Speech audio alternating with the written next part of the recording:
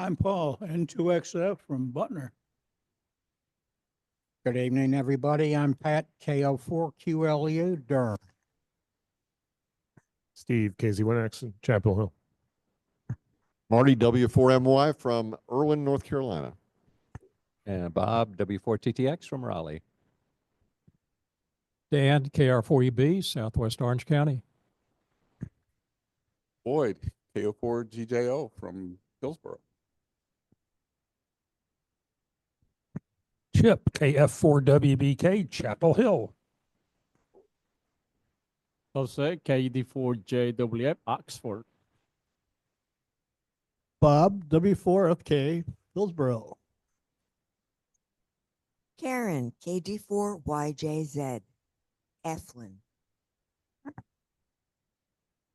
Matthew, KQ4ZYW from Mebane. Dave, W4SAR, Efland. Lee, KQ4ZZD from Chapel Hill. I'm D, KU4GC, Hillsborough. Eric, Kilo, Quebec 4, Romeo, November from Chapel Hill near Jordan Lake.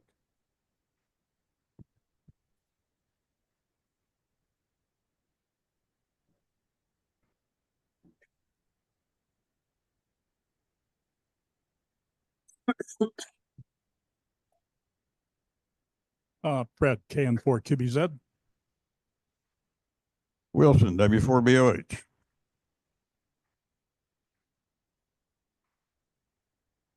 Do you want me to list who's on Zoom?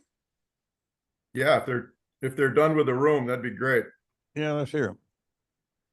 Okay, Zoom, I've got Ken, KO4DHJ, Dave, NA4VY, Ron, KO4RON, Bill, WW1H, Charles, KQ4TNF, Tim, KC1TWR, Sherry, WB4OSU, Randy, KF4O, Doug, KA5ETS, JR, N4JQR, Roger, N4GF, Bruce, N1LN, and me, N1YXU. And there's one more person, hold on, who has joined us on Zoom. That would be Mark, KR4FM. No, KR3AM, excuse me. Mark. Oh, wow. KR3AM. Did I miss anybody on Zoom? If so, please shout out.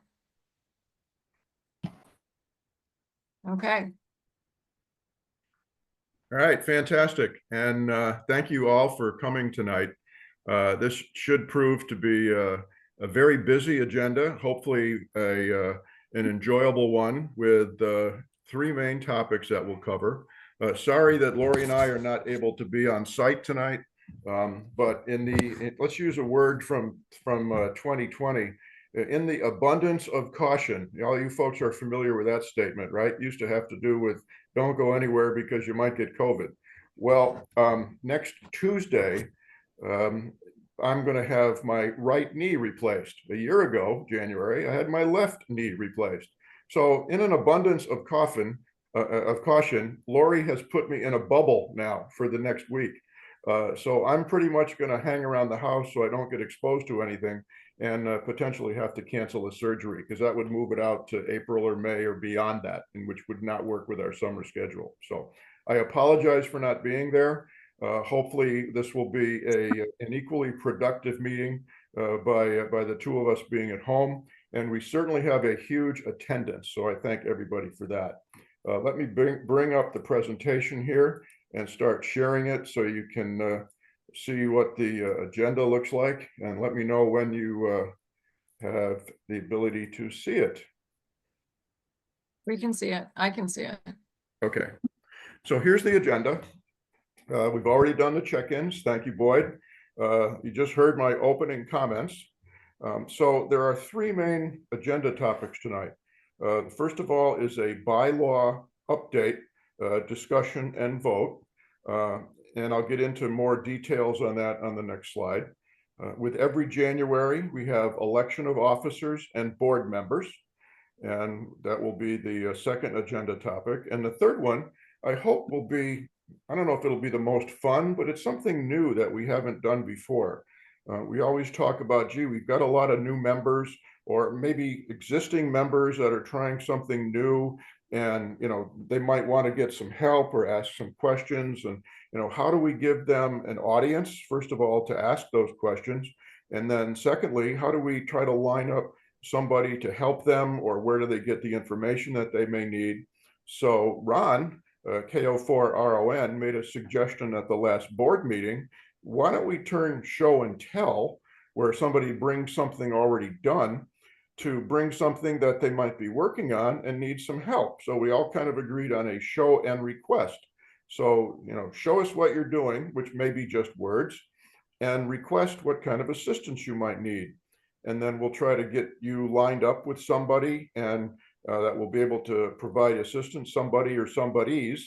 And maybe February at the meeting, we'll talk a little bit about what kind of progress you might be making. Are you done? Did you get everything you need? Do you need some more help? So we want to be able to provide a platform for everybody to be able to say, hey, I need some help with this, and where do I turn? So we're going to kick this off, and maybe it can turn into a regular thing that doesn't have to be quite so formal, and we can just do it as an as-needed basis to really get something like that going in the club, so everybody can get the help that they would need. And then check out and we'll all go home, except we won't, we're there.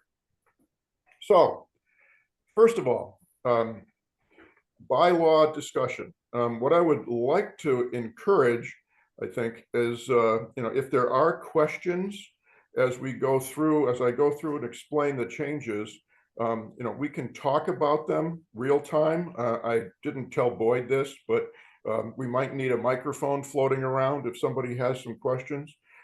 Rather than wait until the end and say, hey, I had a question on slide 5 and nobody knows what slide 5 was. I will try to explain what we're doing and why we're doing it.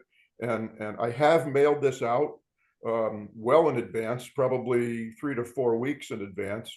And I have received some questions from folks, which I've explained. And I think I think I was able to field all of those, and all the ones that we got in. So what are we doing? Why are we making changes to the bylaws? Well, first of all, you'll see there's a few just simple verbiage updates. They are highlighted in yellow, okay? And these were not mailed out to everybody, but you'll see why as soon as we see them. I mean, they are foolish things that, thank you, Tim. Tim found these, and we did not. So congratulations to Tim for finding them. And I don't think there'll be any discussion when you see how, you're going to wonder how we all missed this. So a couple minor verbiage updates. Term limits. We talked last year about term limits for board of directors folks, and not saying, gee, you can only be a board member for X years, but to try to get people to sign up to re-up, because we didn't have a long list of people that wanted to be on the board. We said, well, if you've already been in for your 2 years, well, maybe you can sign up for 1 year. So we put some flexibility.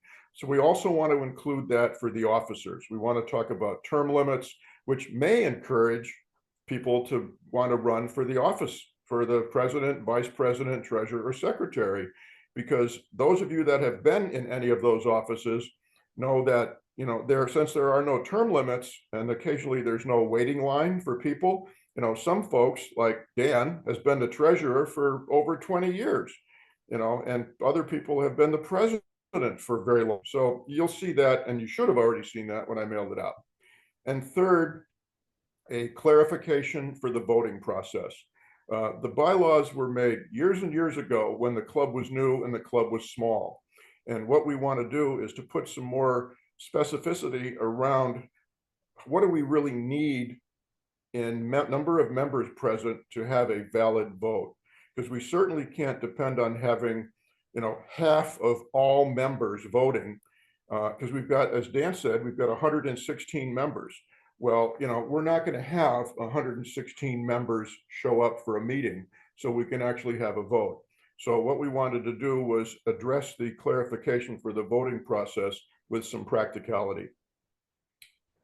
Some of you that sent in changes had some other very good changes that were really not in those top 3 that I just talked about. And we'll do another bylaws update in the future. And what that's really going to do is to clear up some of the confusion in the wording. Some of it really could use a change, a grammar express, if you will. So grab some artificial intelligence and let it run through it and let it rephrase a lot of things just to make it easier to read. So we'll do that later on in the year. So, if there may be things that you're looking at that you say, this is kind of strange, well, don't worry about it yet. You'll have your opportunity to provide some input. Okay. So the first, I split these up on various slides. As you can see, the red areas are the areas that are that we're talking about tonight. And I'm just going to kind of read through it, just highlight it, okay? So as I said before, the board members will be elected for an initial 2-year term. And then at the end of the initial 2-year term, should the board of director member desire to run for an additional term, the BOD member is allowed to decide if he or she wishes that second consecutive term to be 1 or 2 years. We have had people drop out after 2 years because they couldn't stay for another 2 years and they didn't want to renew to run for office and then quit.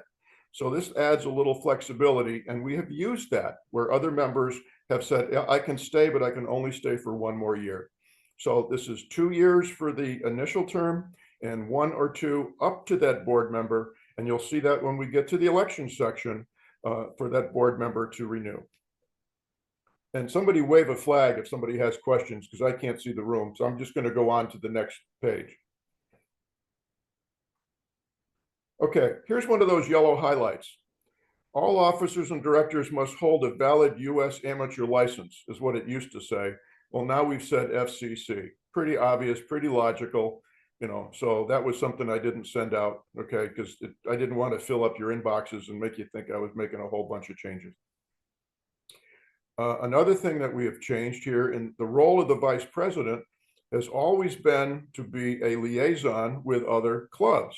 Well, we've had the luxury now for the past several years to have somebody in the board that was an officer in another club, and that gave us the ability for the vice president not to worry about that because the other person, in this case Bob, W4FK, that's sitting there in a room with you, is the president of the DFMA. Okay, so what we wrote into this is the exception to the liaison responsibility would be if one of the BOD members is an officer in the other club or clubs. That member would then act as a liaison. So we're trying to free up the vice president to be able to get involved in other things and recognize the skills and capability of one of the other leadership team members to be the actual liaison. Moving on. Okay, lots of words on this page. Elections. The officers and directors, this is new, shall be elected for an initial term of 2 years. The officers used to be 1 year, so we're suggesting we change this to 2 years.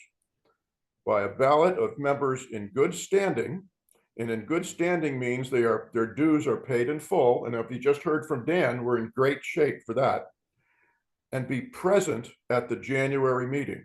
So rather than looking across 116 people and wondering, we might have 30 of you here tonight, we can't vote until we have 70 more people. So we're looking at this to change it to members in good standing that are present at the January meeting. The election shall be a majority of the members present, defined as in person or attending using Zoom. Now, it used to be present at the meeting. We want to recognize the fact that technology has changed since the initial bylaws were coming out. And we've got many folks, I would say 10 or so, 12, that are attending on Zoom tonight. I'm on Zoom tonight. Okay, so we want to recognize that. So in person or attending using Zoom. At the end of the initial term, should the officer or director desire to run again, the officer or director is allowed to decide if he or she wishes that second consecutive term to be 1 or 2 years. So the president, vice president, secretary, or treasurer, or a board of directors person after the initial 2 years can make the decision of 1 or 2 years. This is new. The next thing also, term limits. The term limits of any elected officer shall be no more than 4 consecutive years.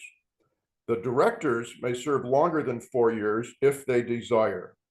So in our opinion, we board got together and talked about this, since, as I said earlier, somebody gets elected to a position of treasurer or president or something, if there's nobody there to take over, that person feels obligated to stay in that job.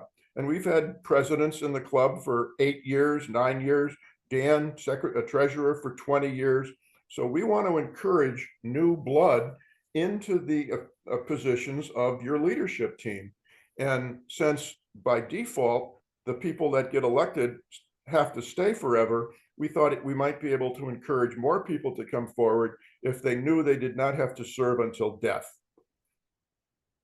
Okay, removal. The change here is also changing the number of people and how you count those people. Officers may be removed by a vote of 3/4 of the membership in good standing that are in attendance in person or on Zoom at the designated membership meeting.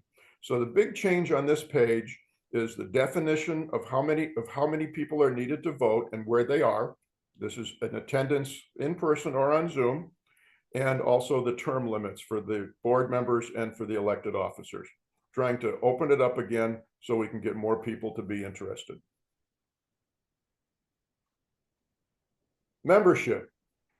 Removal from membership may be accomplished for cause by vote of 3/4 of the membership in good standing. We've always had this term, how do you remove somebody? All we did was change it to 3/4 of the members present at the meeting, whether in person or on Zoom, rather than saying 3/4 of the membership. So that's the whole change there. Restatement, a similar 3/4 of the vote as stated in item 4C above. So it's again, the number of members that are present in person or on Zoom. So the theme here is, how do we count the members that can vote? And it's in present at the meeting, in person, or on Zoom. That's the big change. Bruce, Yeah, one thing, as you mentioned, technology changes, and I don't know if you want to lock the phrase Zoom in there as opposed to video conference or video link. I got your email about that, and I don't disagree with you. Must have been someone else.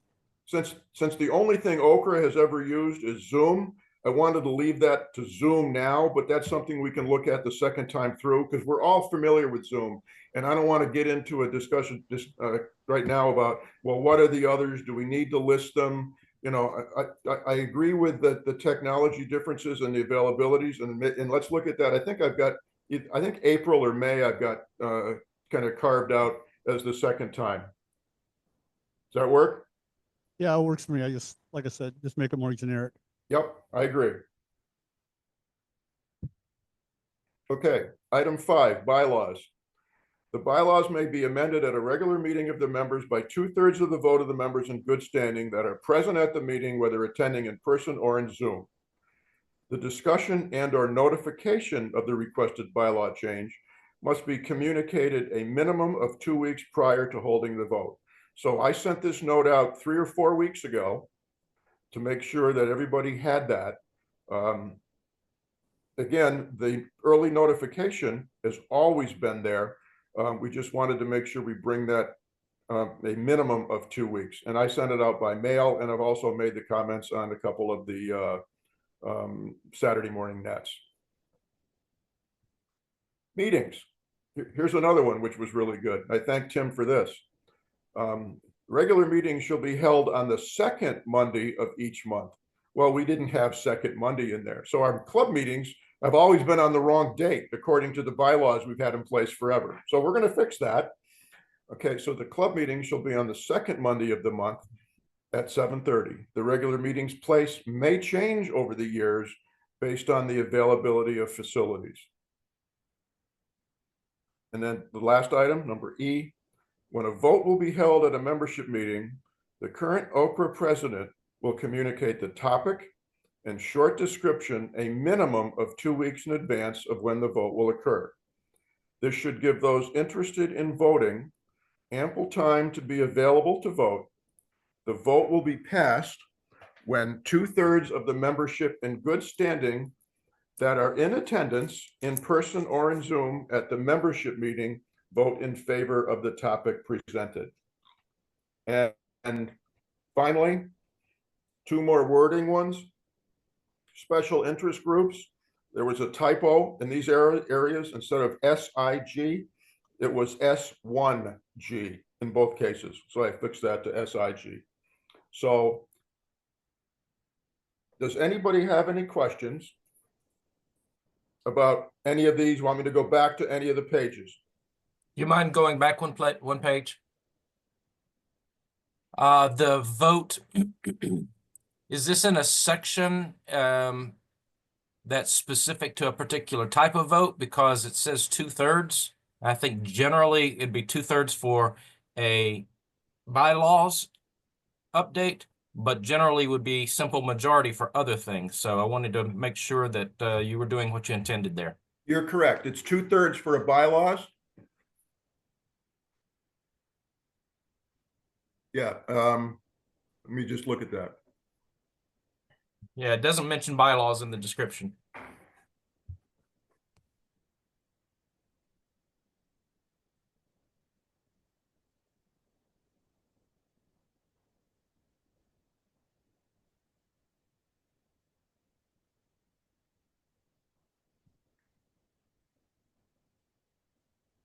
Yeah, here you go. 5B. Right. Present to, yeah, but you're right.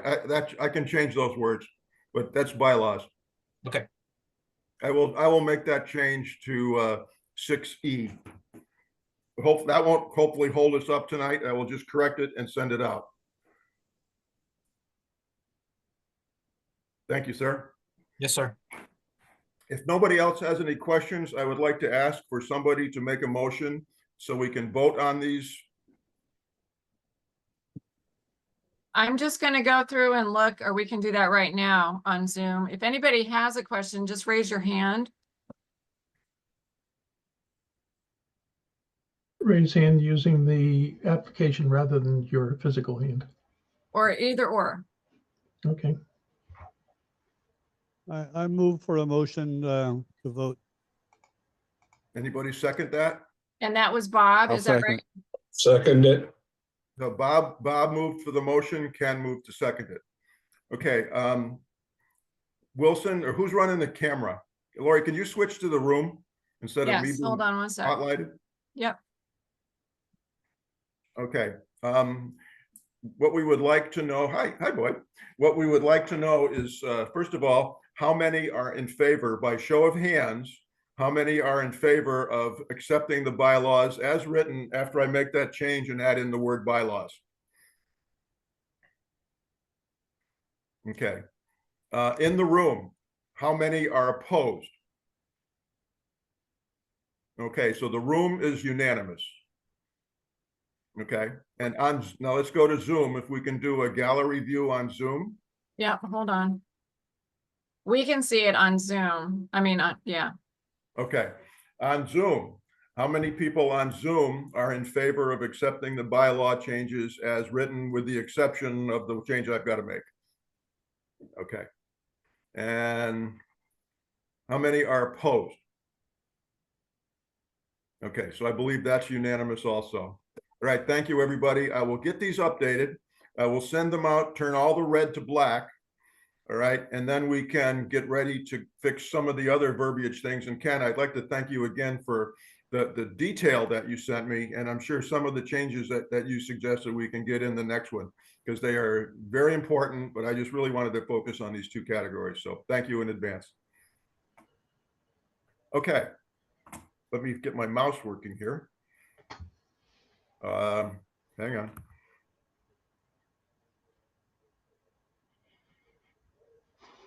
Okay, so let's move on to item 2.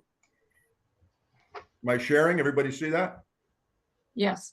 Okay, so this is the annual election of officers and of board of directors. Here is the slate for the officers, and you'll notice that I made the rash assumption that the bylaws would be approved. So Ron is running for treasurer, and his initial term is 2 years, where myself, Lori, and Boyd were voted in last year. So this is our second year, and we've all elected to go for 1 more year. With a couple more exceptions, this is the last year Lori and I will be president and secretary for 4 years. So based on the new term limit, this is the last year that we will be able to be president and secretary. We could come back at a later date, but no more consecutive years. Now, if you go back to the previous membership meeting, we both anticipated being away a lot this year. Well, we're already into it. And we were looking for somebody that might be interested, especially now with the term limits, that might help somebody else, to be interested, that we would like to have somebody that would be interested in shadowing us if indeed they believe they want to understand more about what the job entails. We've got a job description, but it's always good to be more closely involved, to work together with us throughout the year, and potentially be interested in running next year. You don't have to wave your hand now, but send us an email or something. But we're still looking for somebody to do that, because there's other months this year that we will not be available for the meeting. And Boyd can step in for me, and I appreciate that. But with Lori not here, she's really not able to run the Zoom. She's not able to record the meeting, and she's really not able to do the transcription because she doesn't have the ability to listen to what's going on with the meeting real time and take notes. So we're going to have significant fallout because she's not going to be able to do the notes if she's not here, the meeting minutes, if she's not available in the meeting. So, we're going to have some issues throughout the year just because of the, lack of availability that we knew was coming, and we just, it's not going to change. So there's the 4 of us. That's the officers slate. Me, Boyd, thank you again. Ron, thank you. And Lori. Here's the board of directors. Wilson volunteered for another year. Karen, Aurora, Chris, Dave volunteered to come back. And this is Dave's first election after he was president. So he gets to come in for 2 years. And Fred waved his hand and he said, I would like to officially join the board. I've had a role for the last year, but I'd like to officially join the board and be more involved with the club. So Fred, I thank you very much for that. And Bob, this is Bob's second year. Based on the first term for board of directors, this is Bob's second year. So your elections tonight, the people that you will be voting for are the 4 officers and the 6 board of directors members. Are there any other individuals that would like to run for any other office? Are there any comments, questions, whatever, about the election for, for this year? I'm losing my voice. I got to shut up. Okay. So I would suggest that we do this as we have in the past year. Somebody make a motion that the vote that we will have will be to vote this entire group of individuals into office as your OCRA leadership team for the year 2025. Would anybody be interested in making that motion? KC1 TWR. Okay, Tim. Okay. Would anybody second that? I second. Roger seconded it. Okay. Let's hear it from the room. All in favor?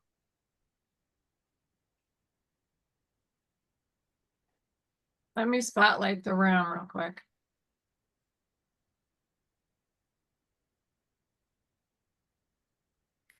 Let me stop sharing.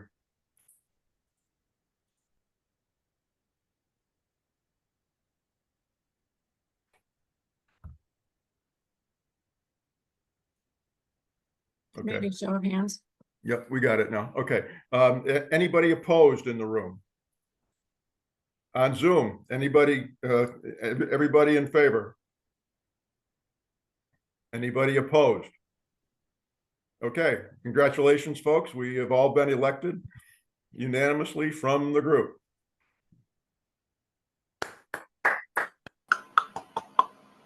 Okay, now we get to the fun part of the meeting. Oh, let me do one more thing on the, hang on a minute. I want to make sure these folks get recognition also. These are the volunteers or appointed positions or whatever you would like to call it. But these are the folks that actually do a lot of the heavy lifting for the club also. Dan has no longer going to be the treasurer. Ron is the new treasurer, but Dan is still going to be here as the repeater team lead and also the webmaster. We thank him very much for that. John has left the board because he's got personal commitments. So we are open for a program coordinator.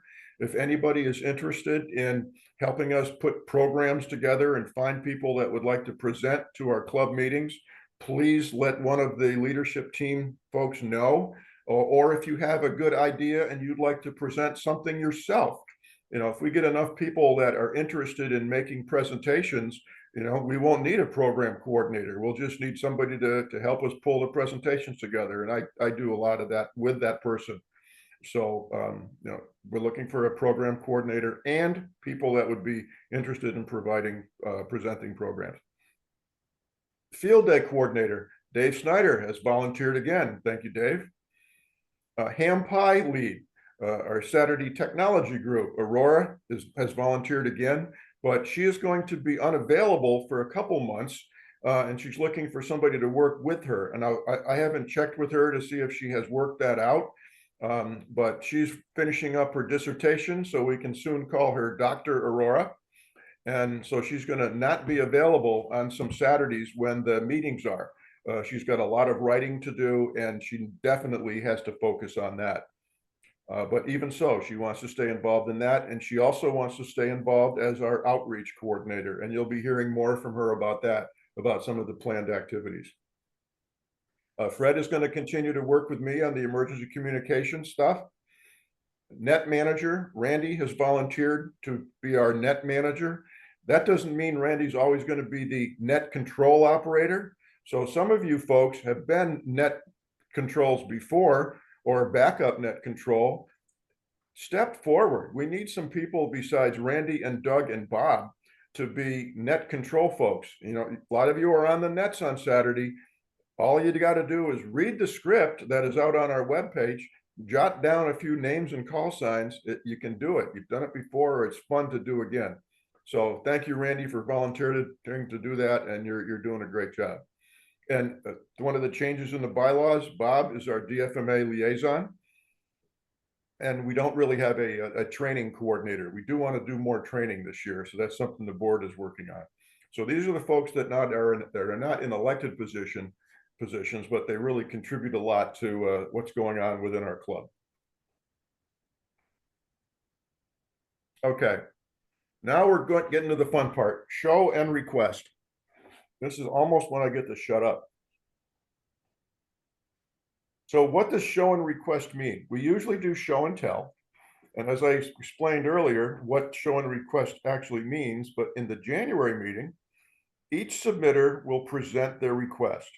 We've got slides for them to talk to about what they're doing, what help they may need.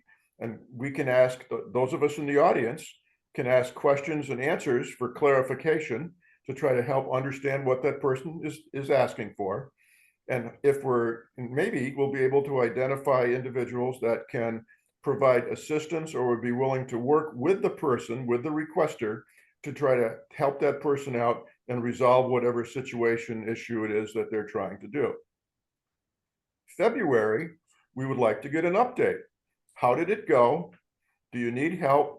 Are you making progress? You know, what's the status? You know, what else can we do for you? Okay. And then if we don't have a lot of that, and if it works really well, maybe we will get additional people to submit some more requests that we can get this thing really moving along and try to formalize this process. Don't be embarrassed about asking a request. It doesn't mean you are stupid. I mean, I went out when I got my tower, when I got my last tower, I asked things like, I don't know how to get the tower home. Well, Wilson had a suggestion about using one of those rollback tow trucks. The tower weighs about 3,000 pounds, you know, and that worked fantastically well. And, you know, then there were other topics about that particular tower that I had never done it before. So I talked to the group of 5 or 6 folks that I usually talk to. And between all of us, we figured it all out and we got it all done. But, you know, I was not the least bit embarrassed to ask questions. I mean, I've been a ham since 1964. You know, that doesn't mean I know everything, and it doesn't mean I should not ask for help when I need it. So come forward if you need something, and we'll get somebody to work with you. So here's the current list of volunteers. We have Jose, who's in the room tonight. He has a 19-inch rack cleanup project, which he'll tell you about. Eric's also in the room, a rig and antenna selection in an HOA environment. You'll hear more from Eric. D's moving. He's got to talk about how do you drill holes in the side of a house to get cables moved around, or how would you do it if it's not a hole? Bill's on Zoom tonight. He's doing a refurb to an old radio. Sherry, she got some pictures from Sherry, some really nice pictures that are on the slides, and she wants to talk about her ground system. And Bob, he uses QRZ. Well, what should he do with ARRL? What are the advantages? Why should he do it? Can he do it? So I think this is a pretty broad selection of topics, and I think it should be a good time. So with that, let me go to somebody hand Jose the microphone, and I'm going to shut up and let Jose explain his first slide.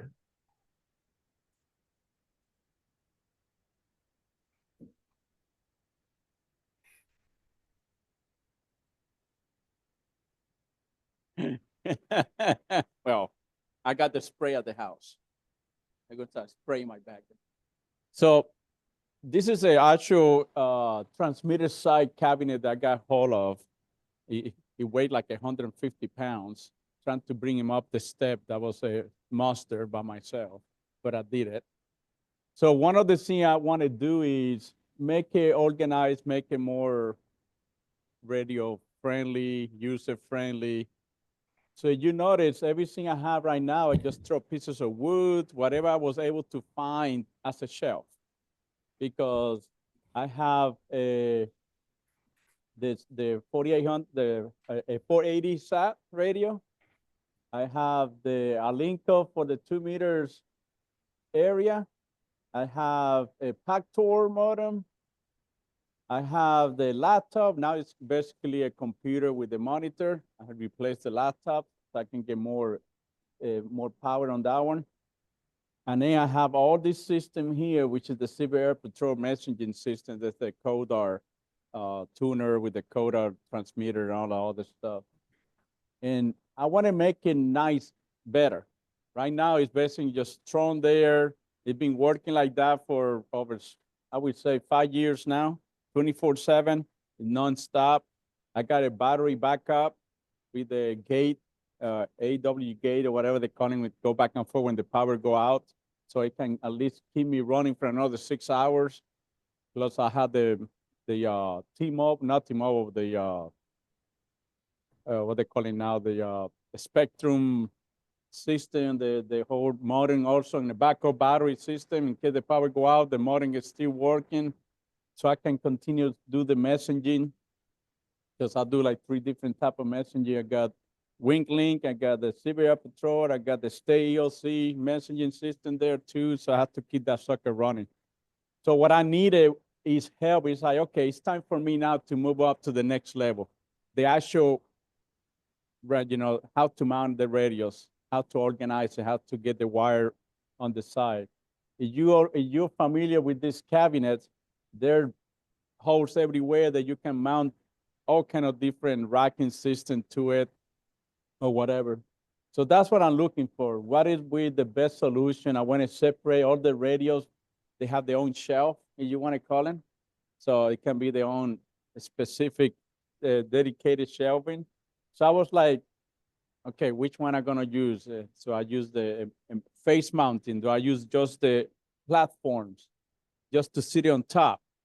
You know, the whole cabinet is basically going outside the window is all grounded. So all the radios connected to the cabinet because the cabinet is grounded itself. So that's what my needs are.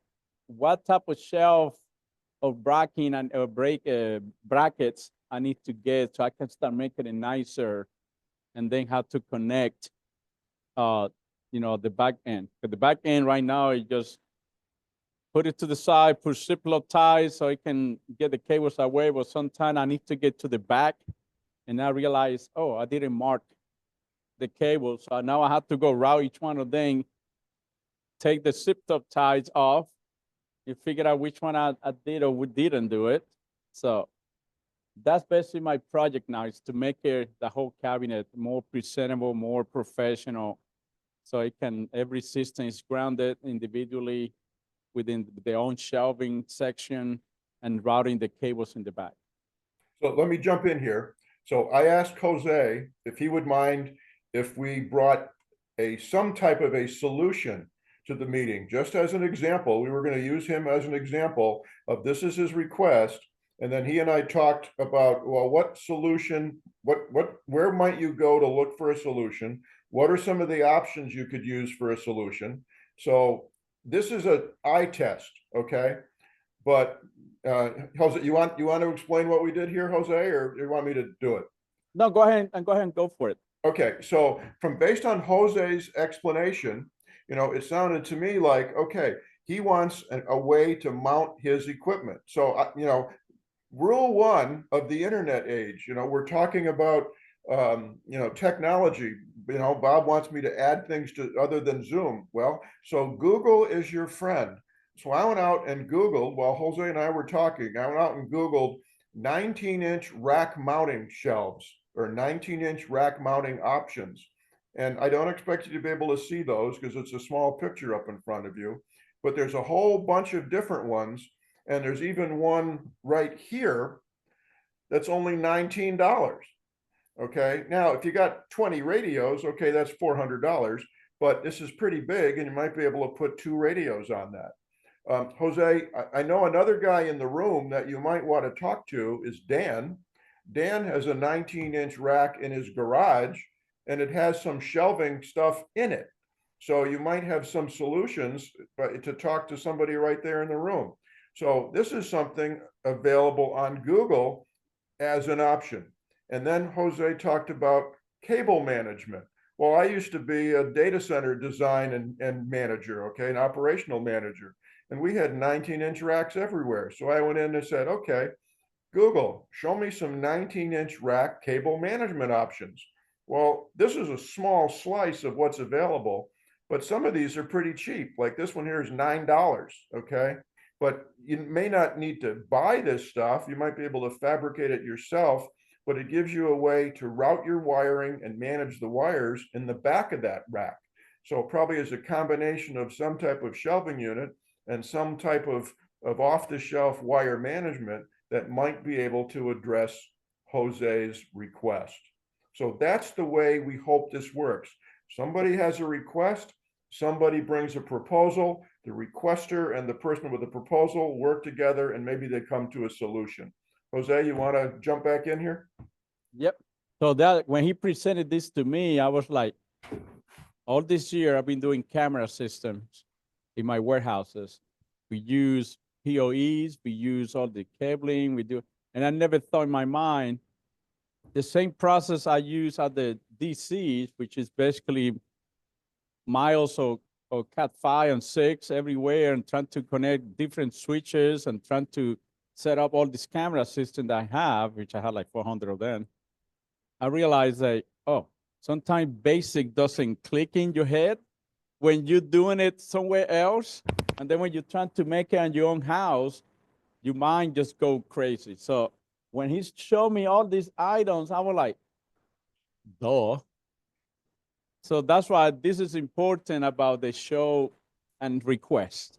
Because sometimes the solution is right there in your face, but you never see it because you got so much other stuff going on in your life, work related or family related, that you need somebody else's eyes to tell you it's right there next to you. Or look it up on this page. So I appreciate that, Dan. I told you my mind is so pretty Bruce. So, and I heard the Dan say he trying to get rid of the 19-inch racking system. So I'm gonna have to stop by the house and see what he has. There you go. There you go. So thank you, Bruce. And Jose, thank you very much for being first. I appreciate it. Oh, no Let's problem. everybody give Jose a round of applause for being the volunteer to go first. Jose, thank you very much.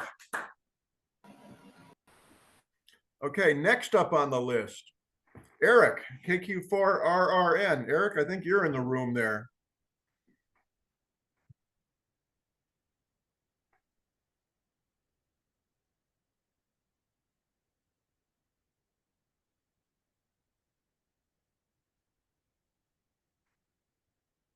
Is Eric in the room or is he on Thank Zoom? you. Yeah, I'm right here. Okay, could you go up to the front by the, if that would be possible? Oh, there you are. You are. Where Jose was? Yeah, perfect. Yes. Yes. I'm Eric. I'm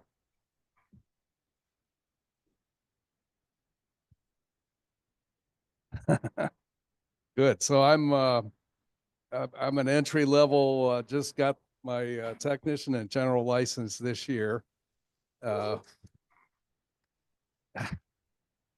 basically have not done anything yet except study for the test for the last 13 months. But I've learned a lot, and one of my weaknesses, if you want to call it that, would be that I don't have an engineering or an electrician background, and I've been a CPA for 44 years, but I don't know this stuff. And so it was very difficult for me even to study for it. And so I had to learn everything from scratch. So I'm a newbie. My father and my grandfather were both hams. My father was a ham for 78 years, and he recently passed a couple of years ago. And his father, my grandfather, was also a ham and worked at NASA in the 60s on the Apollo program. So the family's got background, but I didn't follow in that direction. So here I am learning, and I'm going to try to, I'm sort of doing this as in honor of my father. You know, I didn't follow in his footsteps in this hobby. But now for some reason I've got an interest in it, and I've recently retired, and so need something new to do.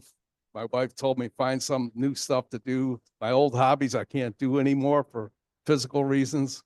So that's why I've chosen this. But so I'm starting from scratch, and I just don't know where to start essentially with the equipment. And, But let me jump in for a second if I could, Eric. Yes. So if everybody looks at the slide, go down to the very last line. I am ready to spend money in 2025. Now, who could not want to work with somebody and help them meet their goals when they've already said they're ready to spend money? We haven't heard how much yet. Well, that's, you know, we'll get there at some point. But this is not I usually call it a rock fetch, okay, if it's an exercise in futility. Here you have an individual that has his license. He wants to spend money.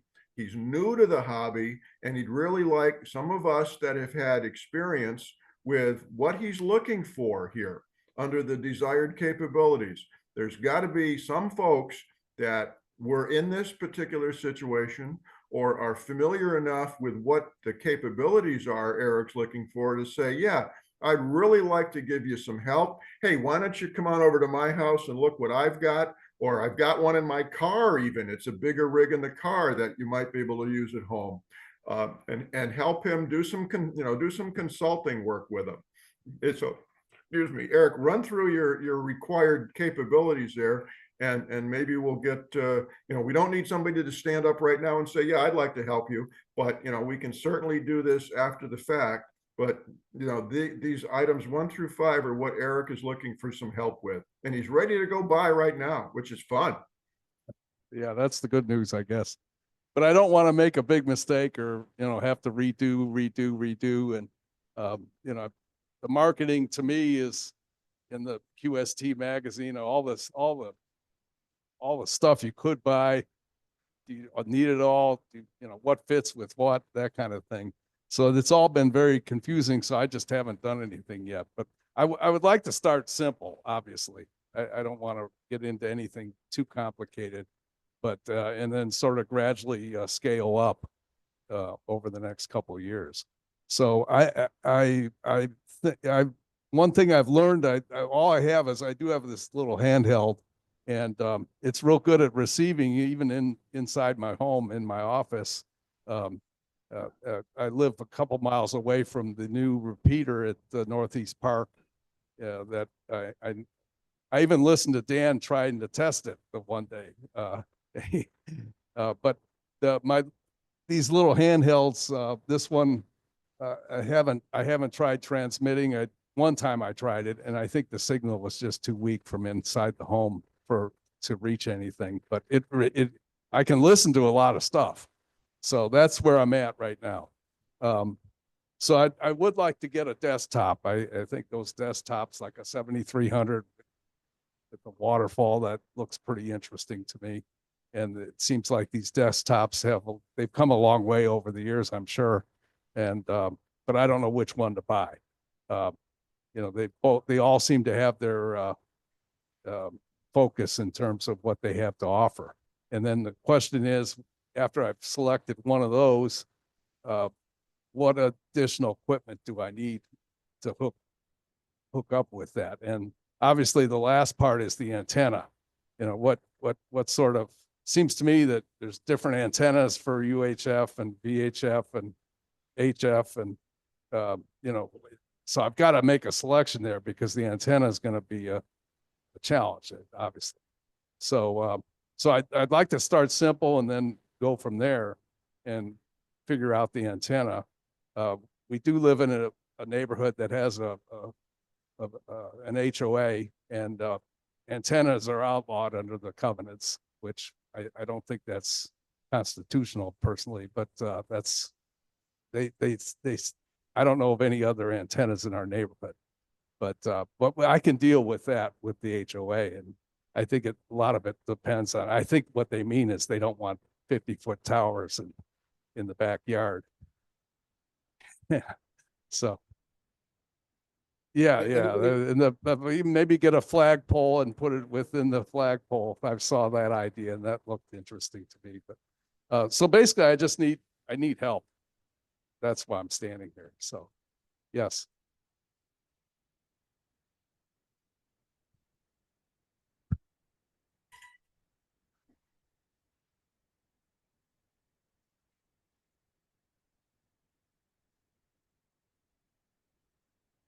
I don't know if you're interested in Yaesu or not, but I've got a fairly new, I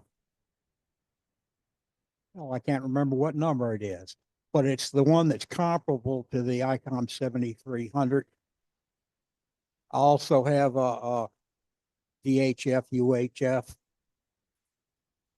I also have a new tuner. Yeah, if you want to buy all that stuff, I'll throw in for free a tube amplifier. Who was talking right then? Because I can't tell being on Zoom. Pat. It was Pat. Okay. Hey, Pat, is that the 991? No, it's the one comparable to 7300. Wait a minute, FTDX 10.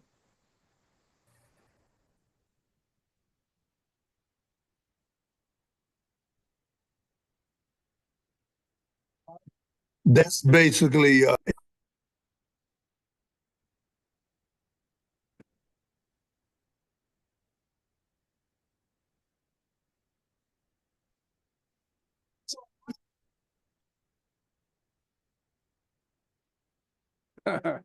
So we can't hear what's going on in the room if somebody will repeat the comments in the room. It wasn't worth repeating. Don't worry about it. As I understand it, there's an offer to sell some, okay, and more. Eric, this is Ron. My first Yes. question for you, sir, would be, are you more interested? It looks like you're dealing with VHF, UHF rather than HF. That makes sense, I think, since you have got, well, I think you said you have a general, so you can do some HF. I The can, HF yes. antennas are larger. They'll be more difficult to disguise in homeowners association environment. If you are content to begin with VHF, UHF, those antennas are much smaller. I've got one I'm looking at right here that's under 3 feet long. It shouldn't be inside right next to my head, but that is where I have it mounted. Yeah, I've got a And deck I built it myself out of a piece of Romex, so it's extremely simple to make. I'll make you one and bring it to you if you want. that'd be fantastic. I Okay. really appreciate it.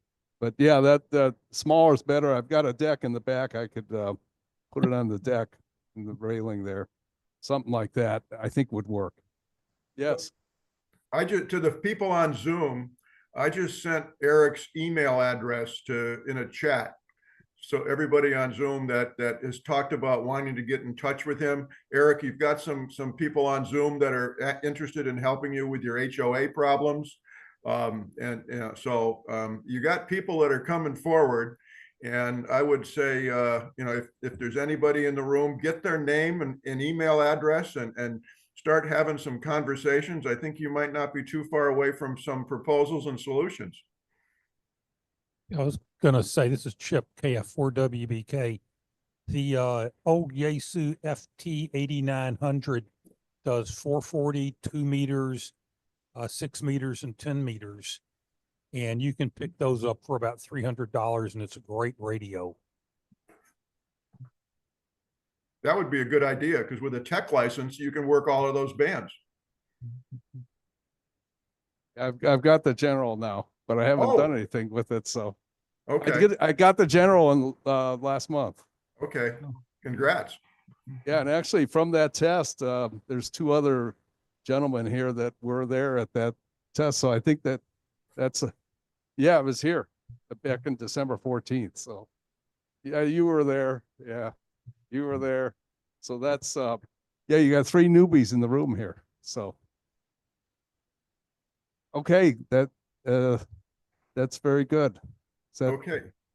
Thank you, Eric. Thank you very much for coming forward. And I'm anxious to hear in February and talk to you on the air. I'll shoot you an email tomorrow, because I got the radio working on that repeater that we were going to try before. So maybe we can try to talk tomorrow on the repeater. Yeah, let's try to do that. Okay. I will shoot you an email. Fantastic. Yes. Okay. Super. And any other questions or comments for Eric before we move on? Thank you very much. You are welcome. Okay, the next volunteer, Eric, if you could give the microphone to Dee.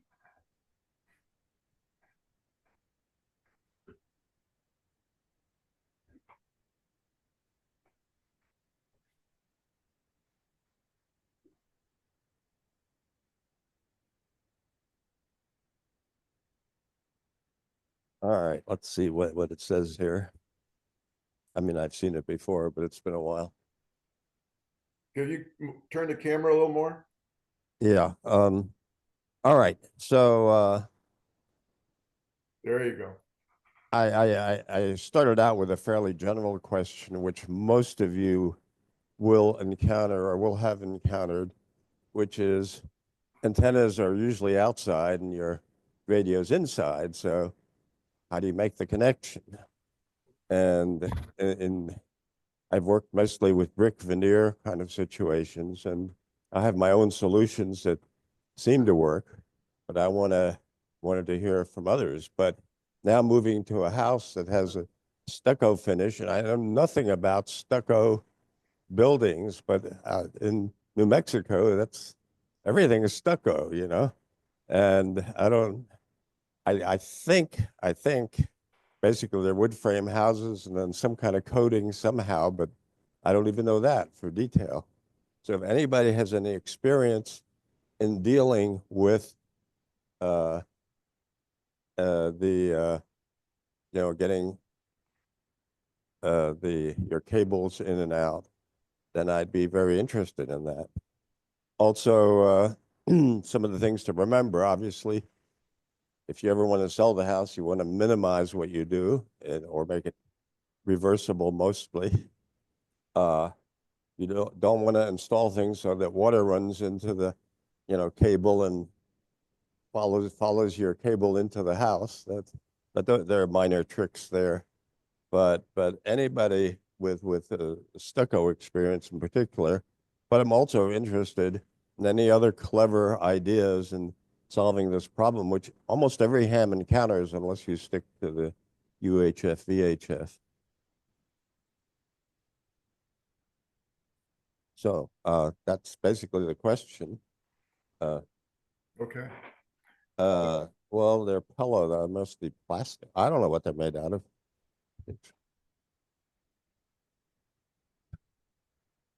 What was the Okay. question, D? We can't hear it. So the question was, do I have wood frame windows? And the fact is, I don't know. They're pillow windows. I'm pretty sure they're mostly wood. But they're I don't know. The house is crazy. Anyway, let's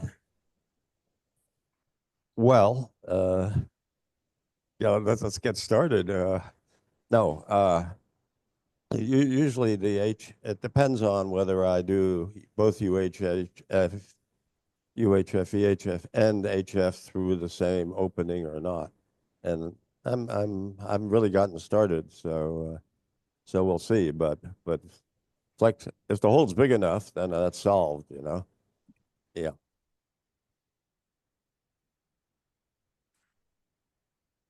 Oh yeah, just one house. It's big house.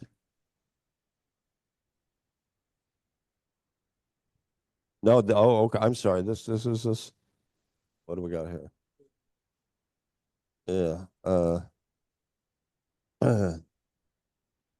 Okay. Well, that has ham radio antenna, chameleon antenna. Which one are you thinking of? Following Bruce's, I Googled. Oh, there are lots of. Oh, okay. I didn't see that one.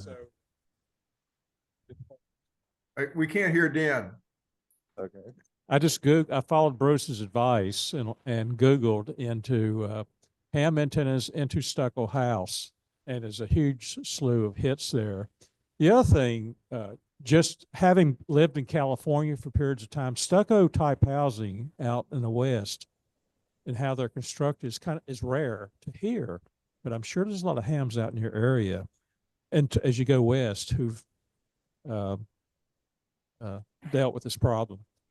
And I've lived in buildings that are stucco, but that's another story.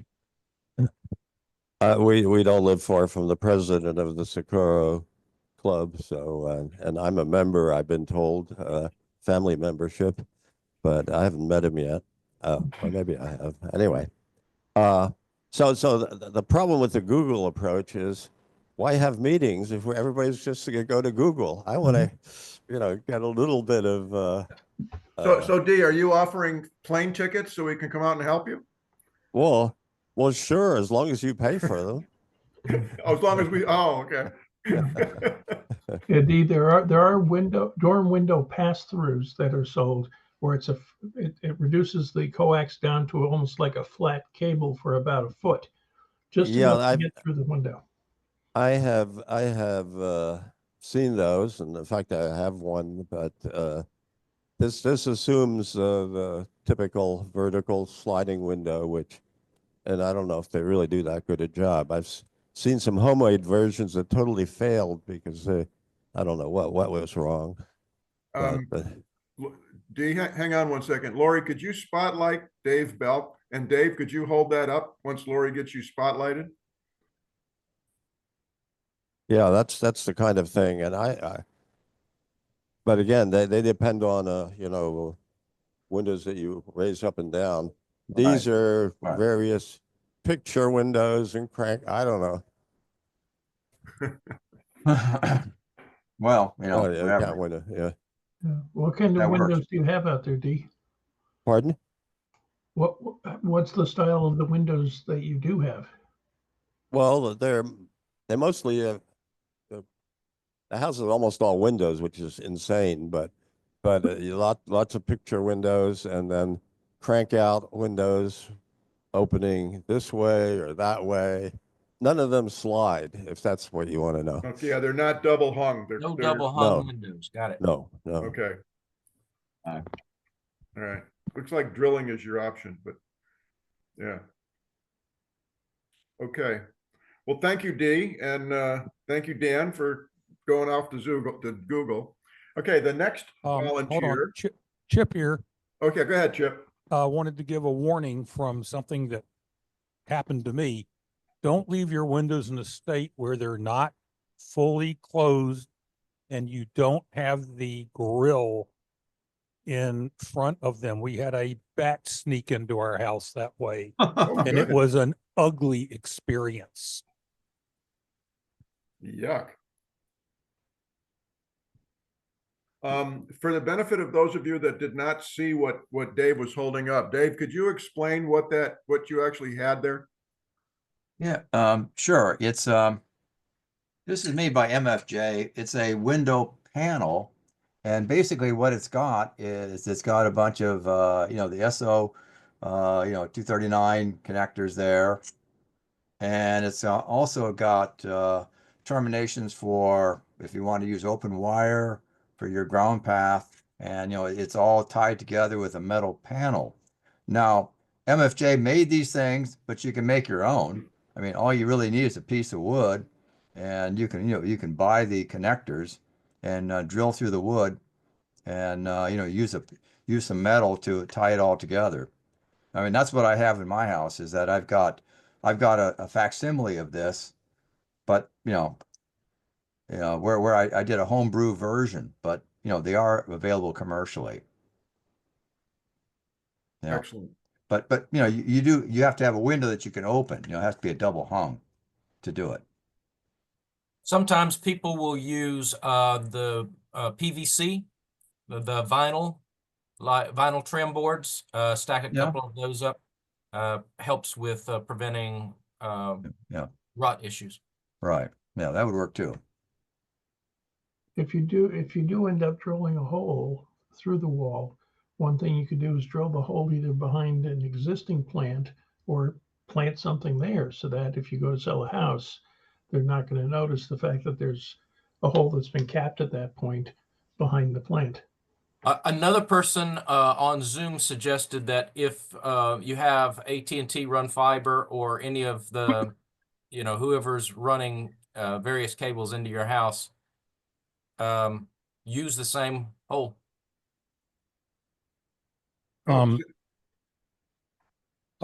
Chip here again. If you do put something in your window, how's the upper window is going to be a little different than the lower window.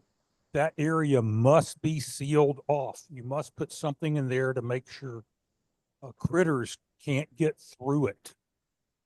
I mean, that becomes vital, because if you put that like little board in there, the window's going to be effectively open a little bit, leaving that very thin gap that a bat or other unwanted critter could go up through there, and they will get up through there. Well, I think you want to seal it anyway, just to, you know, if it's cold, just to you know, keep the draft out, you know, and I just use you know, foam that's used for you know, this plastic foam that they use for heating, for air conditioning units, and I stuff it in there to fill up the gap. Ed here, I've got a question for Dee. Does his house have a soffit?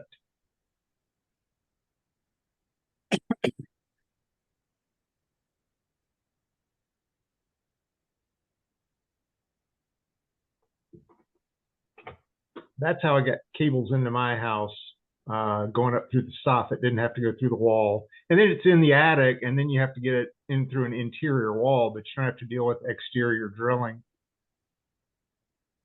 I'll add on to that. One of the things that home builders are doing now for that to hide those wires that are coming from ground level up to your soffit is they'll actually run them in a gutter. So if you have gutters, they'll put in what's basically a fake gutter that goes up and disappears into the soffit. So at a glance, you think nothing of it because it just looks like another gutter.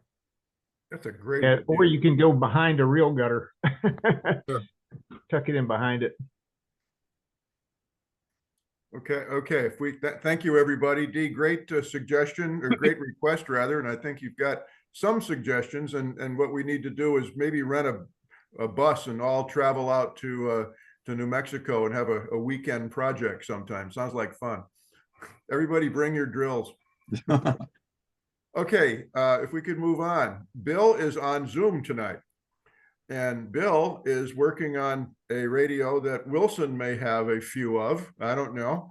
But Bill is in the process of restoring an old radio, and he sent me some pictures. So let me turn this over to Bill. Go ahead, Bill. Hello, I'm Bill. I don't think I've met many of you, but I will, definitely. So this is a radio that my wife actually found. She was out looking for antiques and she came home and she said, "You've got to come look at this radio. It's about an hour away."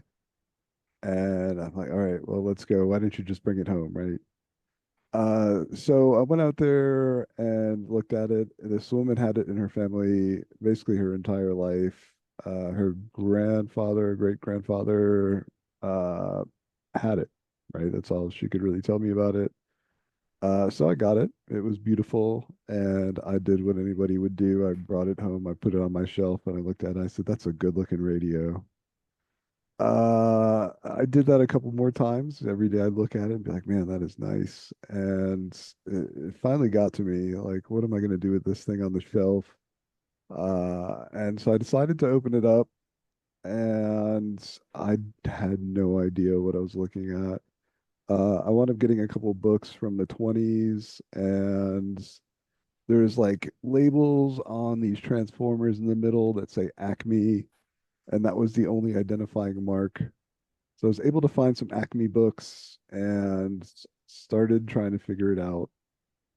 On the next slide is the result of taking it apart. I took the chassis out and flipped it over and started mapping it all out, just trying to figure out what I was even looking at. This was the point at which I posted on the OCRA group and was like, "Does anybody know what this is?" There is a lot of people who know about this. There's a lot of people who pretend they know about it and will tell you the wrong thing. But what we've come to find out is you have basically on the left side, you've got antenna tuner, you've got 3 tubes right in front of the pink knob looking things, and those are the RF stages. And then two AF audio frequency stages on the far right. And with some conversations with Wilson and Mark, I've been able to apply power to it. I've been able to figure out that the audio section is working pretty good. And then I was really disheartened to find out that every single RF transformer was bad. Had to go in there, repair some corroded wires and things like that. And have made it to get to generate radio sounds. I've got this sound coming out of old Atwater Kent speaker over here. Where's the speaker? I'm looking on this thing and I can't find it. Oh, wait a minute. Are you on the on the schematic or are you on the picture? No, I'm just in my camera. I've got it. Oh, you're okay. You're pointing. Okay, gotcha. Up over here, and then it came with a loop antenna as well. So the current status, right? Like it powers up, it receives RF, it puts out audio. So those are some of the more important things. Where I probably need help is this is pretty brute force, right? You take an antenna, you tune it, and you smash it through a bunch of amplifiers. Getting that antenna dialed in is high on my list of priorities to finish this up.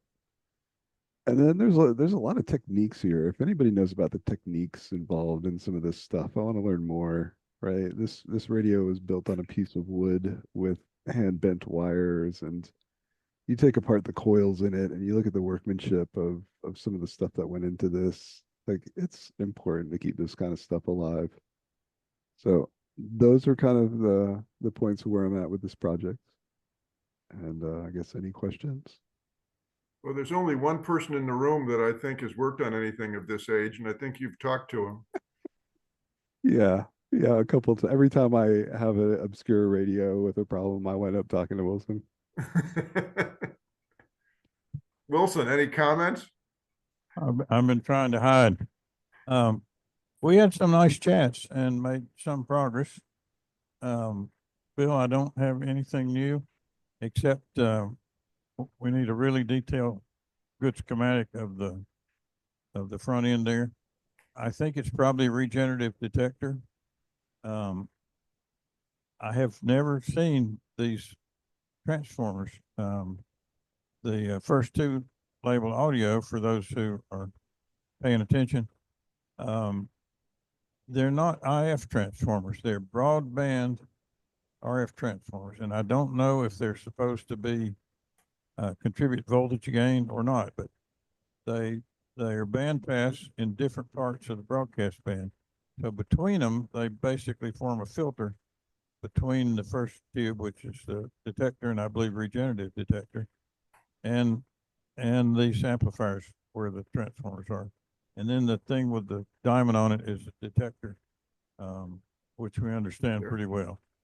So no, nothing new from here until we get a really good diagram of the coil and the that part that moves. That's called a variometer. And when we find out how many wires are going everywhere, we can probably tell if it has a tickler coil. That'll be 2 additional wires on the coil, and make some progress. So nothing new for me right now. Awesome. Well, you've helped me get very far with it so far. Much appreciated. I think this is it's in beautiful condition, unless you get a total refurb on it already, but it looks beautiful. Nope, just wiped it down a little bit. I think it needs to come to the meeting. There you go. Great idea. I'll bring the batteries. Beautiful. Cool. Well, thank you, Bill. First of all, I think we enjoyed looking at the pictures, and I agree. I think we'd enjoy looking at the radio, whether it's working or not working. I think it's a work of art. So outstanding.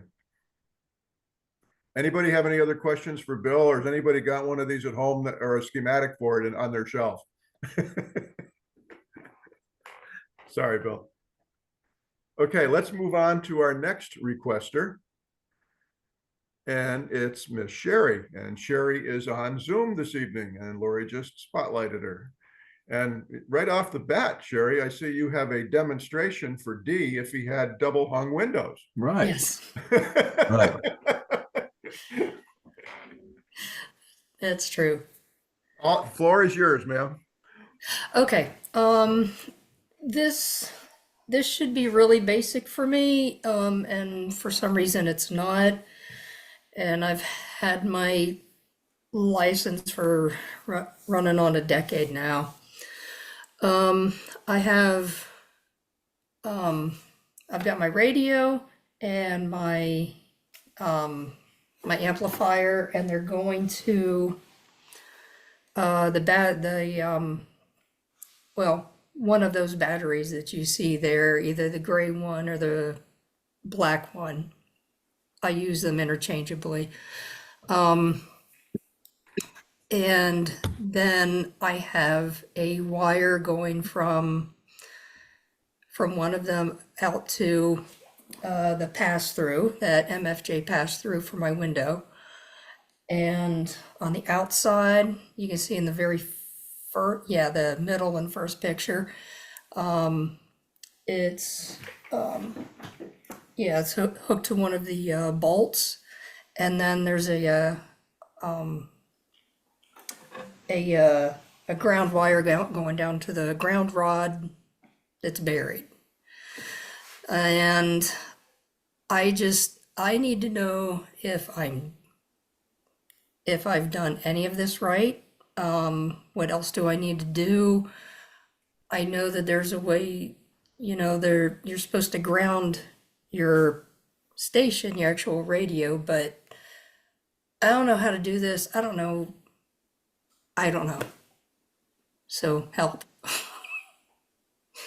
Jerry, thank you for explaining that. Anybody in the room have any questions or direction for Sherry so she can, like she says, what steps and what do I need to purchase to take those steps? I would ask what kind of symptoms, what sort of problems do you think you have? Maybe it's perfect. Why do you think it's not right? I don't have any problems that I know of. I just, I don't know. It's something seems to me like I'm missing something, or am I not missing something? Do I have it right? Well, as Dan can explain far better than I can, there are several different purposes for grounding. So you've got your safety ground for your electrical stuff to make sure that you don't get shocked if a wire comes loose inside of a radio cabinet or something. You've got RF grounding, which is to make sure that your RF energy inside the shack doesn't bite you when you touch something or cause interference problems. Better grounding can prevent you from picking up RF interference from other places. So there's oftentimes a point ground inside the shack, so that you would have, if, for example, if I look at my stuff here, I got a monitor here, I got a computer here, another monitor there, my printer over there, and so on. And on the back of each one of these, I have a wire, and these all come down to a copper bar that's about yay big and has stainless steel screws through them. So all those pieces of equipment in here all go into a single point. You don't want to daisy chain them. You want them to go to a single ground. And then the question then is, does that, ideally it should go outside and go to a ground rod, such as what you've got here. I'm on the second floor, so I sort of have some of the same kind of questions that you do. Mine's actually going into my utility ground, which is not ideal, but it's better than nothing. So far, I haven't encountered any issues. I think I'm doing okay. But I'm with you on feeling nervous about did I cover everything that I want to do. For the RF grounds, it doesn't like wire, those big round cables so much. It likes braid because of the way RF energy likes to go on the surface of things. That surface effect, skin effect, you've heard it. So a lot of those things that go into equipment on the back goes over a piece of braid, but eventually, for me at least, they then end up turning into a piece of wire, round wire that goes outside. So I'm not even as well set up as you are as far as having a ground rod, but I think I'm probably more grounded inside the shack because every piece of equipment, as I put it in, I go ahead and add it to that ground as well. And I'll shut up now because I don't know what I'm talking about probably. This is Dan, KR4UB. I can give a brief comment. One thing I always like to say, I do not have any certifications from the Lightning Protection Institute. While I've done commercial electrical work, I don't have the licenses. But probably the best advice, you can find a lot of literature, and some of it is quite understandable, I'll say, on the internet. I have collected a fair amount of this. The reason it is not presented in any particular meeting, especially we're broadcasting over Zoom, is the authoritative information you really need is largely all copyrighted. But so far as making fair use of that, there are some websites I could send it to. There's some literature that fair use would be appropriate to give you some guidance. The key thing grounding and bonding can get really complex. And of course, this involves safety. As a matter of fact, I think it was the 2006 revision of the National Electrical Code. They totally rewrote that part of the code because it had evolved over years. But anyway, there's some documents out there. One I've seen is a copyrighted document from Progress Energy about things you want to avoid, how you want to do it properly. The NEC has some documents, mainly pictorials, are really good.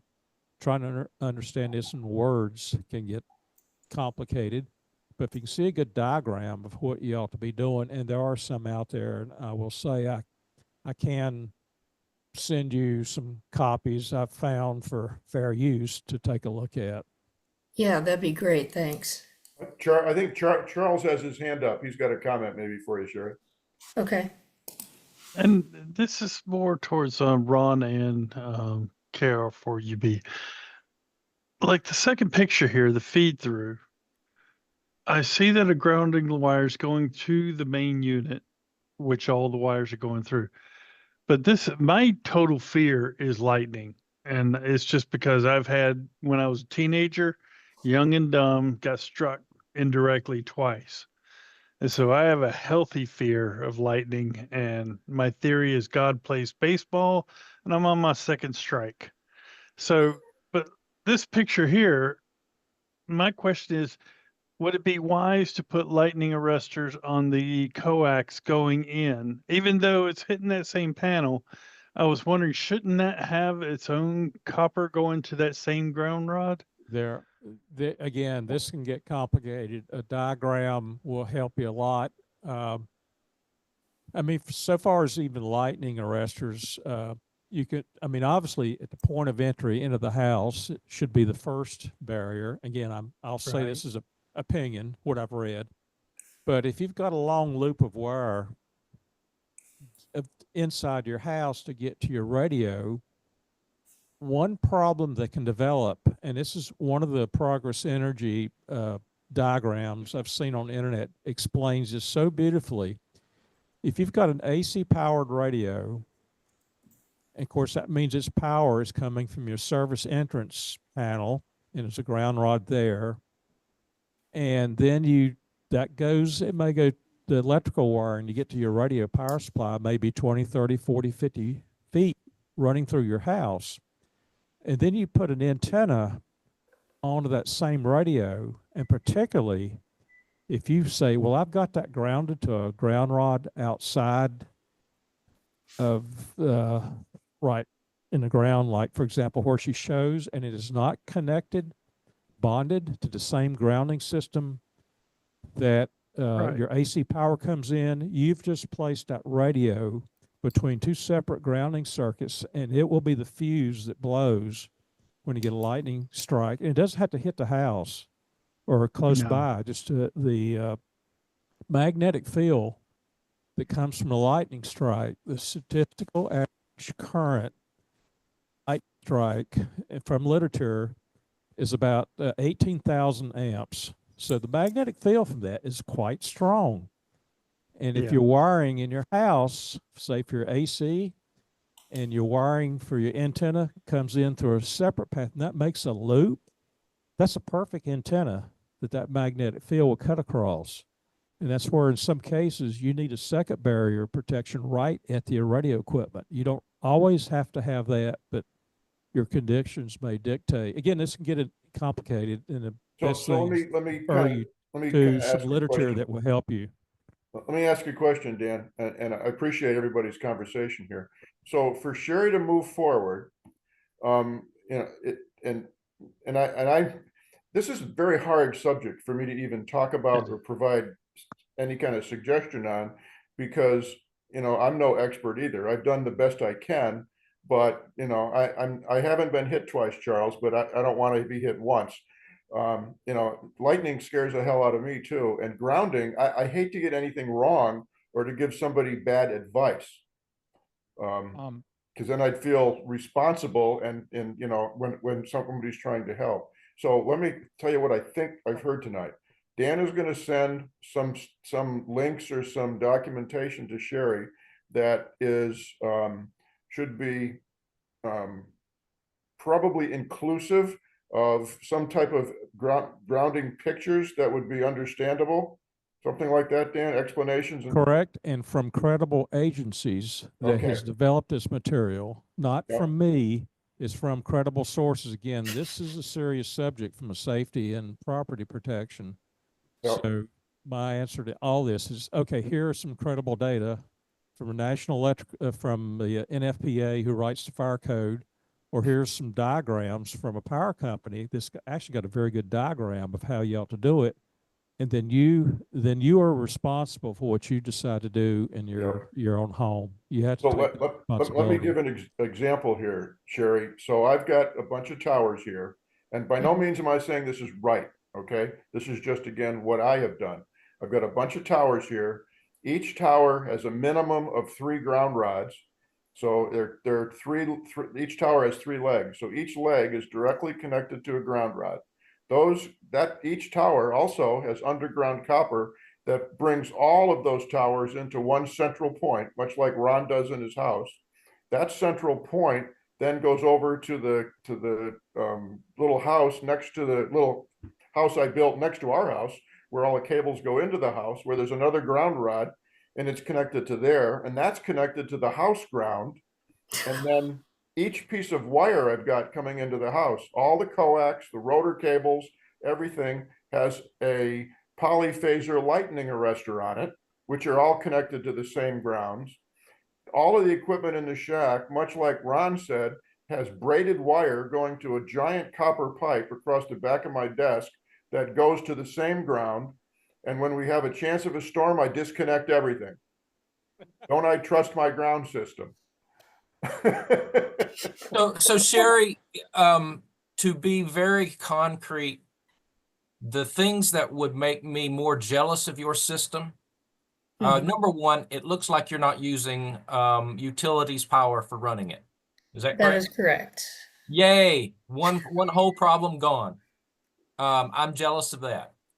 Number two, though, you have these, that looks like antenna coax that comes straight into the house and then right on into the radio.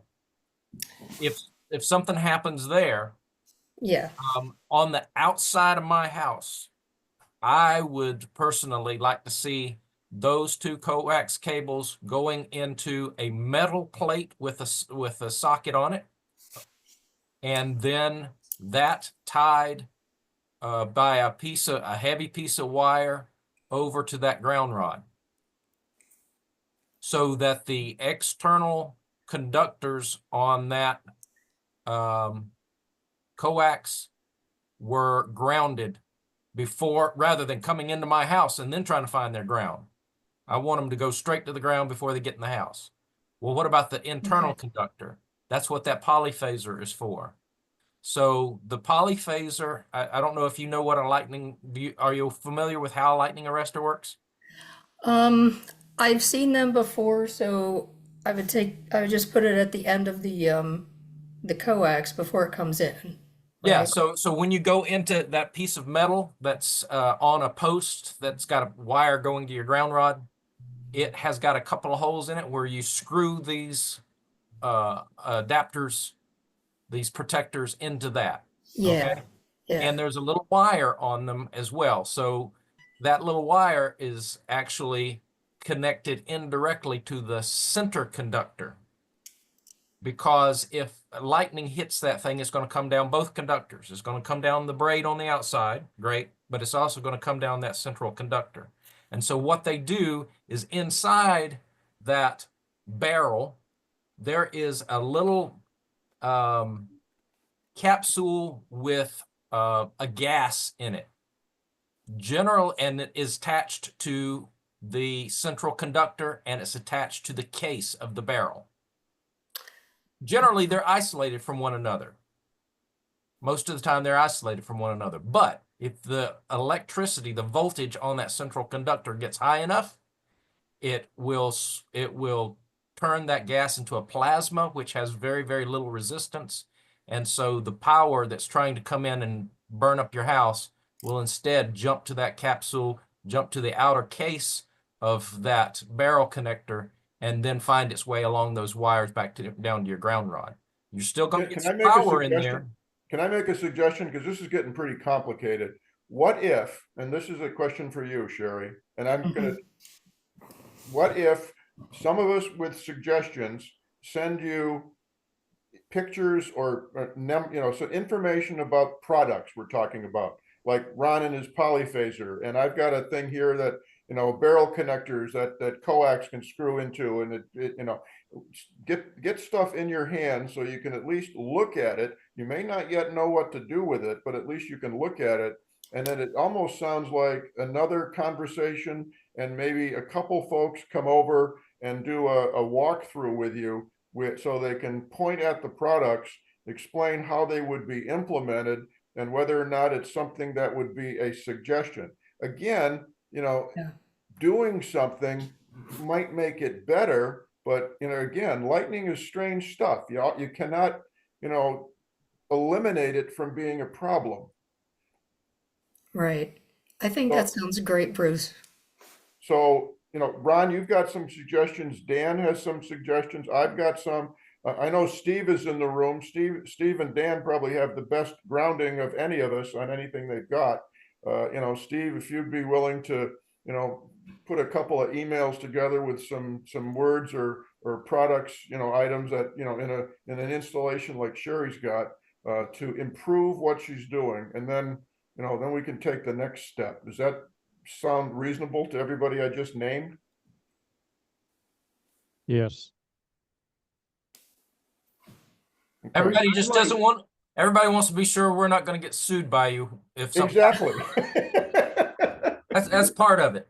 We don't want bad news, but everybody wants to help, but nobody wants to be liable. Yeah, I get it. I get it. It's like, I kind of just want to get, moving in a direction that it's, that it's going to be something that works for my setup. That's all. I think the main thing in my mind right now is it makes me nervous to see antenna cables that come right straight into your house with no attempt to divert too much energy someplace else. Yeah, I get it. And that's why I completely disconnect, Sherry. Same reason. I've got a whole bunch of stuff here. The point I was making, you don't need to do what I've done because you don't have the same size installation. But with everything that I have done, I still disconnect, and those pieces of coax I attach to a direct ground connector. Both the center conductor and the shield go to a directly to a ground connector, so they don't go anywhere near the equipment in the event of a storm. Right. And the rotors get disconnected. The power is unplugged. Everything is disconnected. Yeah. Hey, Bruce, okay. I'd like to suggest that all that information be sent to the reflector. I think a lot of us like to see what's being shared. Okay. Yeah. That's a good idea. It's easier email. Yeah. and with Groups.io, you can attach files. So that's a great idea. I wanted to make a point here. There is a difference between a lightning ground and an RF ground. The lightning grounds are really quite different. And from this is Chip Black here, KF4WBK. In my reading of it, you always you should have, I couldn't do it, and obviously, Bruce, you couldn't do it, and it's very hard to do. What's on your power board is not a lightning ground, is just a ground required by the code. A lightning ground would be a braid or a flat copper strip. On my house, I have that a flat copper plate coming out, since my shack is on the second floor, that goes down to a plate where I have the polyphaser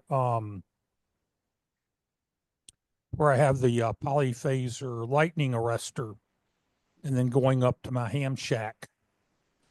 I want a picture of that. I can get you a picture of that.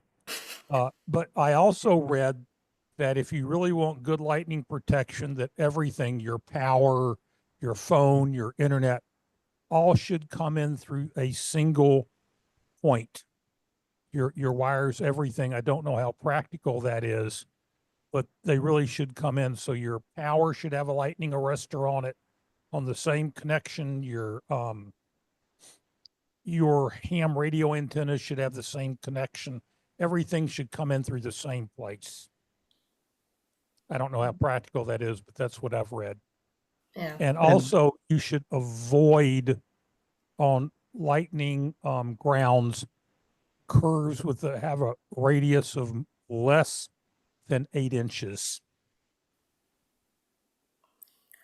Okay, in interest of, thanks, Chip. In interest of time, let's post stuff on the group's IO, you know, and label the subject line something that we could use that, you know, when somebody sends out, if we reply to that, then it'll say in the same subject and it'll be easy to look for. So whoever sends the first email out, anybody else that replies or adds additional information, let's use the same subject, and it's easy to reply to all on Groups IO. That way we can get it a thread, and it'll just, everything will be the same thing. We do have one more person, and it's 9:03. And if we got a couple minutes, let me just move on to Bob. Bob's is a relatively easy request, I think. Bob, you want to ask this question here, or you want, or how do you want to do this? You want to defer till February, or what do you want to do? I was gonna say, Bruce, that it is after 9, so yeah, we can wait. It's been 3 years. I can wait another month. Okay, and I'll send you some information on the internet. I'll shoot you an email for my thoughts on this one. Just for everybody, this was Bob's question, and I can, you know, I can post this out. Well, actually, it'll come out with the meeting minutes, so you'll see it. All right, real good. It'll be on Zoom. All right. Well, thank you, everybody. I appreciate everybody coming tonight and now hanging in a little bit late. But like I said, it was a busy agenda. I appreciate the presenters being willing to come in and bring their questions and requests to everybody. Thanks for the going through the initial conversation there with the bylaws, and congratulations to all of us that got voted in this year. We'll see you at the next board meeting, whenever that is. I'll have to figure that out. I'll send out a schedule to all the members, so we have that. Everybody has that. So any parting comments from everybody before we tie the ribbons on it and pull the big switch?